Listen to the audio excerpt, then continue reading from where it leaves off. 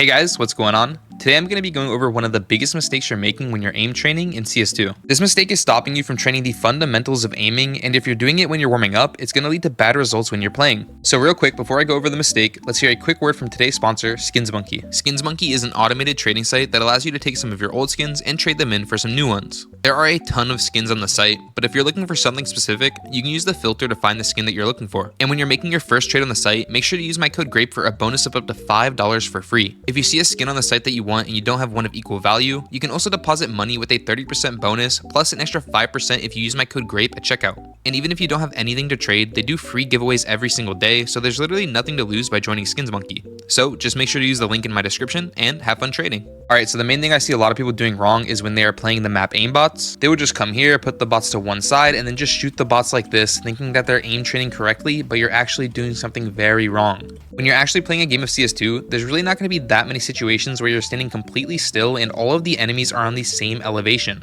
So yes, when you do sit here standing still and just train your aim from left to right, you are learning how to flick, and if you ever run into a situation like this in game, maybe you'll hit the shot. But more often than not, people are either going to be above you, below you, maybe at a diagonal if you're trying to swing a certain position, so you really never know. So when you're playing a map like this, it's very important to change the elevation of the bots. Something we can do right in the aimbots map is just come over here to the menu and then just go to the uneven ground and then just select that. So right away we see the difference with the bots. Some are going to be higher and some are going to be lower. So when we're actually aim training, we're going to have to move our mouse up and down, which is a lot more realistic to an actual game. Something else you should be adding into your aim training is ADing while you shoot. Like I said, we're not really going to be standing completely still most of the time in CS2, so it's good to get used to using your keyboard and your mouse at the same time while you're aim training. Especially if you're just warming up for the first time of the day, it's really important for you to use your mouse and keyboard at the same time in order to get a good feel for the game. Another way we can train with elevation without using the uneven ground is just jumping up on the ledge right here, crouching, and then just shooting the bots like this. This is a really great way to warm up, but of course you won't really be moving when you're doing this, so it's really important that you don't only do this and also incorporate some of the movement as well. This is a very common way for people to warm up in CS2 and even in CSGO. As you see here, even 10s back in the day, years ago, used this way of warming up, and I think this is a big reason why his aim is so clean. Now, if you do have access to refrag, I think their aimbots mode is one of the best ways to warm up, because instead of having just bots randomly uneven, you're actually getting a real game scenario. So for example, here on the Mirage aimbots mode, I'm actually seeing the bots as I would if I were to see them in game. So it's a really efficient way to warm up because I have to move around the map and peek into them, and also obviously move my mouse up and down, so it's very lifelike to a real game. You can also move around to different positions, so if I want to train from a different spot, maybe not middle, I want to train from ticket, I can do that as well. Maybe if you're like the window player on your team, you can train from here so that if you're actually taking the fights in mid later in your games, you're going to have a lot of reps from warming up earlier. And this of course is not sponsored by Refrag, I just think they're a good way to train your aim in CS2, so if you're interested, I'll leave a link in the description down below. Just to summarize, make sure that you're not aim training super statically like this where people are just left and right and you're standing still, because if you're ever in a situation where you need to take a fight like this, you might end up missing the kill.